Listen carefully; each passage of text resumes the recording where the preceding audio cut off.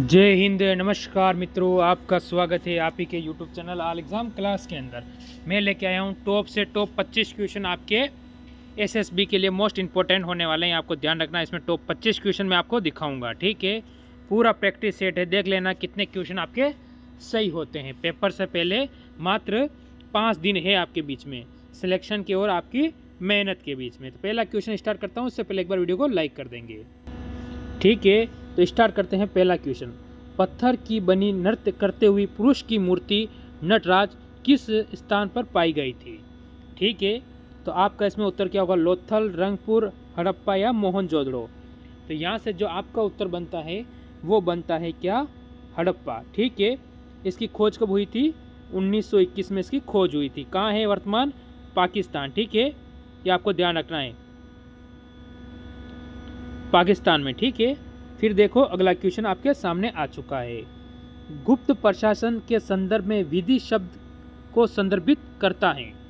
ठीक है, कौन करता है ये आपको बताना है यहाँ से। जैसे कि आपका यहाँ से उत्तर क्या होगा इस क्वेश्चन के अंतर्गत? तो यहाँ से जो आपका उत्तर बनेगा वो बनेगा, क्या आपने सोच लिया होगा मेरे हिसाब से, वो बनेगा प्रशासन की इकाई। ऑप्शन नंबर आपका यहाँ से बी वाला बिल्कुल सही और सटीक होगा। फिर क्वेश्चन नंबर 3 देखिए, मौर्य राजवंश का अंतिम शासक कौन था? ठीक है, मौर्य राजवंश का जो अंतिम शासक था वो कौन था आपसे पूछा गया है। तो इसमें आपका उत्तर यहाँ से क्या होने वाला है बताइए। तो आप कहोगे बृहदत्त। ठीक है, ऑप्शन नंबर अपना यहाँ से बी वाला आप बिल्कुल सही और सटीक बताओगे कि कौन था ये अंतिम था। ठीक है, मौर्य वंश का। ठीक है, प्रथम कौन था? चंद्रगुप्त मौर्य था, सभी को पता है। चलो कोई बात नहीं। फिर क्वेश्चन नंबर 4 आया आपके सामने। देखो क्या कह रहा है। निम्नलिखित में से किस राजा को औरंगजेब ने छत्रपति शिवाजी महाराज के विरुद्ध युद्ध के लिए भेजा था? ऐसा कौन सा राजा था जिसको औरंगजेब ने महाराज यानी छत्रपति शिवाजी के विरुद्ध के लिए युद्ध के लिए भेजा था? तो आपका उत्तर इसमें क्या होगा? जल्दी से सोचिए और बताइए। तो यहाँ से आपका उत्तर बन जाएगा जयसी यानी ऑप्शन नंबर आपका यहाँ से डी बिल्कुल सही और सटीक उत्तर इस क्वेश्चन में हो जाएगा। फिर आएगा क्वेश्चन नंबर आपके सामने 5। ठीक है, क्या कह रहा है देखिए। किंग जॉर्ज III ने मद्रास में उच्च न्यायालय की स्थापना किस वर्ष करवाई थी? उच्च न्यायालय की स्थापना कहाँ पर? मद्रास के अंदर। किस वर्ष हुई थी आपसे पूछा गया क्वेश्चन, और इम्पोर्टेंट क्वेश्चन भी होता है एग्जाम की दृष्टि से। तो क्या बताओगे आप लोग? यहाँ से आप लोग बताओगे, आपका उत्तर हो जाएगा option number D. Option number D आपका बिल्कुल इसमें सही और सटीक उत्तर यहाँ पर हो जाता है। ठीक, फिर देखो अगला क्वेश्चन आया है, क्वेश्चन नंबर आपके सामने 6। 2011 के अनुसार भारत में महिला साक्षरता का प्रतिशत लगभग कितना है? ठीक है, 2011 के अनुसार भारत के अंदर जो महिला साक्षरता है उसका प्रतिशत आपसे पूछा गया है। तो क्या दोगे अपना यहाँ से उत्तर? जल्दी से सोचिए और बताइए।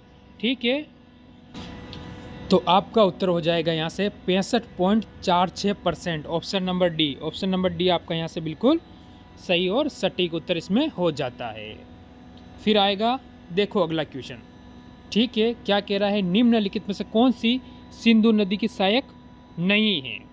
ठीक है, तो सिंधु की सहायक नहीं है व्यास, चिनाब, गोमती या रावी, यानी इनमें से कौन सी ऐसी नदी है जो सिंधु नदी की सहायक नदी नहीं होती है?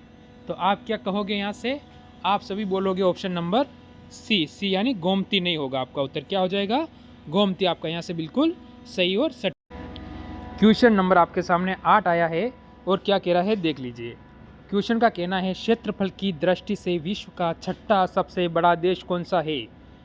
विश्व का 6ठा सबसे बड़ा देश कौन सा है क्षेत्रफल की दृष्टि से? जो विश्व का सबसे छोटा महाद्वीप है, क्या नाम है? ऑस्ट्रेलिया। ऑप्शन नंबर डी हो जाएगा। और भारत कौन सा होता है? 7वां। ठीक है, 7वां भारत सबसे बड़ा देश होता है विश्व का, यह भी आपको ध्यान रखना है। ठीक, फिर चलो अगला क्वेश्चन देखो। निम्नलिखित में से कौन सी आग्नेयशील शेल नहीं है? निम्न में से कौन सी आग्नेयशील नहीं है? एक तो होता है और एक होता है नहीं। ये शब्द को आपको पता रखना है या नहीं है। तो यहाँ से आपका उत्तर क्या होगा? जल्दी से। तो आपको उत्तर यहाँ से बताओगे डोलोमाइट, डोलोमाइट यानी ऑप्शन नंबर डी यानी बिल्कुल आपका सही और सटीक उत्तर यहाँ पर हो जाता है। ठीक, फिर देखो ये अगला क्वेश्चन आया है। मणिपुरी शास्त्रीय नृत्य में प्राय भगवान खाली स्थान पर के साथ प्रसंगों का चित्रण होता है।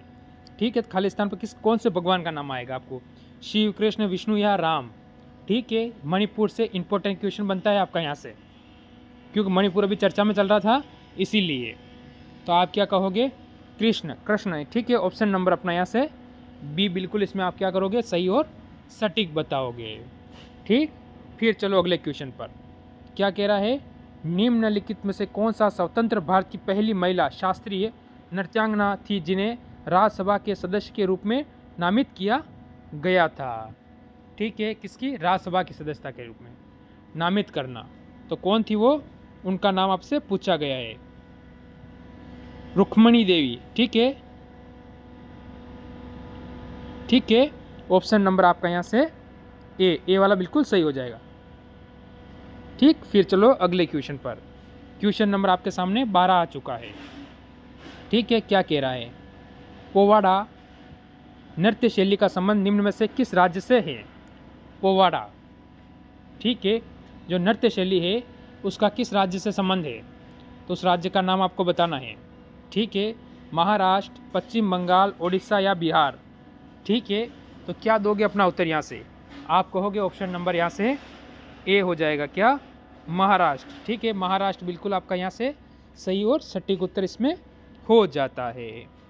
फिर क्वेश्चन आपके सामने आया है 13 नंबर। क्या कह रहा है, देखिए, भारतीय संविधान में निम्नलिखित में से किस अनुच्छेद में यह वर्णित है कि संसद के पास संघ सूची में शामिल किसी भी मामले से संबंध में कानून बनाने की विशेष शक्तियां हैं, किसके पास। ठीक है, तो आपका यहाँ से उत्तर क्या होगा, जल्दी से, कौन सा अनुच्छेद है, 46, 352, 362 या 287। तो आप कहोगे यहाँ से अनुच्छेद 246। ऑप्शन नंबर अपना यहाँ पर ए बिल्कुल आप क्या करोगे, सही और सटीक उत्तर इसमें बता दोगे। चलो अगला क्वेश्चन देखो, क्वेश्चन नंबर 14 आपके सामने आया है। क्या कह रहा है, देखिए, 1991 में केंद्र सरकार ने किसकी अध्यक्षता में कर सुधार समिति का गठन किया था, तो उस समय कौन था ये आपको बताना है। ठीक है, अध्यक्ष कौन था, यानी किसकी अध्यक्षता में, तो आपका यहाँ से उत्तर क्या होगा। ठीक है, तो ये रहेगा आपका आज का HW। इसका उत्तर आप क्या करोगे, मेरे को कमेंट करके ज़रूर और ज़रूर बताओगे। ठीक है, फिर अगला क्वेश्चन देखो, आपके सामने आ चुका है अगला क्वेश्चन। ठीक है, अगला क्वेश्चन क्या कह रहा है, निम्न में से कौन सा शुद्ध घरेलू उत्पादन की अवधारणा सबसे अच्छा निरूपण करता है, तो कौन सा है इसमें से। ठीक है, तो आपका उत्तर यहाँ से क्या होगा, GDP मूल्यह्रास। ठीक है, ऑप्शन नंबर यहाँ से कौन सा, सी वाला बिल्कुल आपका इसमें सही और सटीक उत्तर इस क्वेश्चन के अंतर्गत हो जाता है। ठीक, फिर लाऊंगा अगला क्वेश्चन अगला, इससे पहले एक बार वीडियो को लाइक करेंगे और ज़रूर चैनल को अभी तक सब्सक्राइब नहीं किया तो कर लेंगे। क्वेश्चन आया आपके सामने 16। क्या कह रहा है, अर्थशास्त्र के संदर्भ में EPF, ठीक है, में P का अर्थ क्या है, इसमें P का अर्थ क्या है, P का अर्थ आपसे पूछा गया है।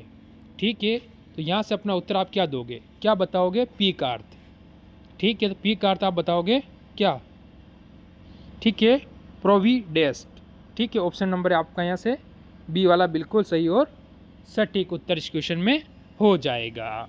इसके बाद देखो क्वेश्चन, अगला क्वेश्चन आपके सामने आया है। इससे पहले एक बार वीडियो को लाइक कर देंगे ज़रूर मेरे साथ में जुड़कर।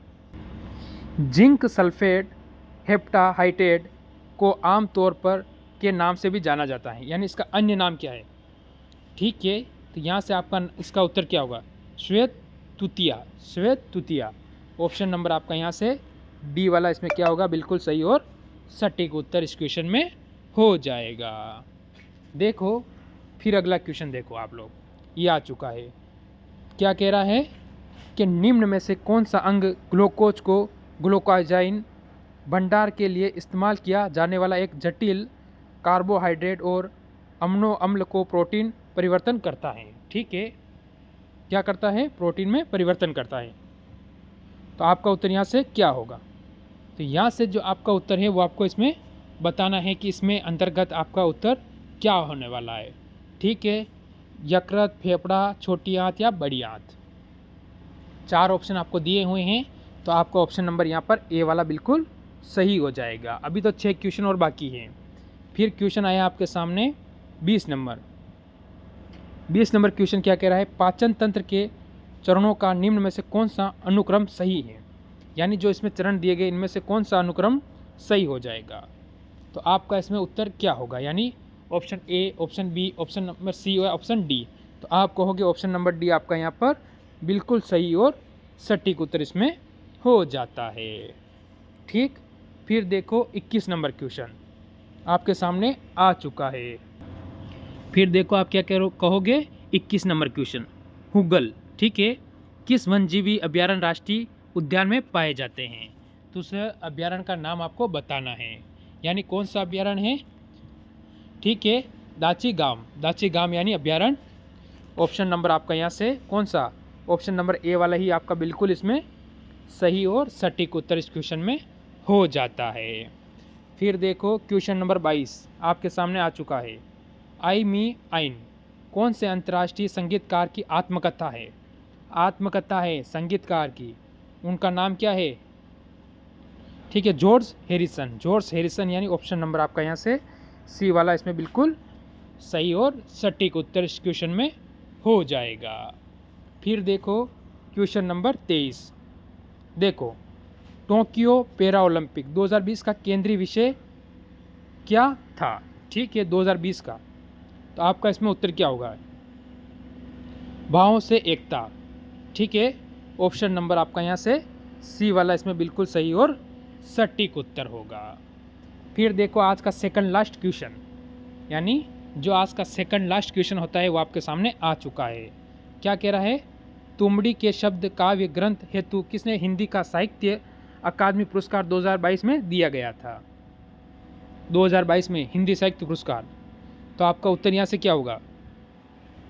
Badri Narayan option number C बिल्कुल सही हो जाएगा। तो आज का लास्ट अंतिम 20वां क्वेश्चन आपके सामने, ठीक है, क्या कह रहा है बता दीजिए। ये कह रहा है 15-16 नवंबर 2022 को 70वां G20 शिखर सम्मेलन कहाँ आयोजित हुआ था? ठीक है, तो आप क्या बताओगे? इसमें अपना उत्तर दोगे बाली ऑप्शन नंबर आपका यहाँ से डी हो जाएगा। तो ये थे आज के क्वेश्चन आपके टॉप 25 क्वेश्चन मैंने करवाए। कितने सही हुए ज़रूर कमेंट करना, और सभी को वर्दी मिले ये मैं भगवान से दुआ करूँगा। सभी को मेरी तरफ से जय हिंद, जय भारत।